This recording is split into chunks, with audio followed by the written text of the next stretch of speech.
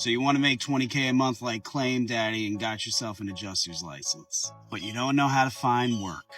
In this video, I'm going to explain how new independent insurance adjusters, people that want to be just like me, can find work. Before I do that, make sure you hit that follow button to learn more about how to be an independent insurance adjuster just like Claim Daddy. Most states won't even allow you to do the work that I do without a license, and if you live in a state that doesn't require a license, it's going to be hard to convince anyone that you understand the fundamentals and legalities without having one. That license basically says you underwent a certain degree of training or studied the subject matter enough to pass a state exam. That ensures you understand how the insurance process works. But if you wanted to be Claim Daddy and make the money that I make, then you would need to be able to go to a house like this and know all the steps behind tearing it down and building it back up. You would also need to know how to take those steps and accurately translate it into the software that we use while justifying each step along the way. You would also need to know how to properly investigate and document every type of claim, whether it's a hurricane claim, tornado claim, theft, fire, flood, and so on. And since people like me work for vendors that are contracted by insurance companies and not the company themselves, you would need to know the daily duties of the role itself.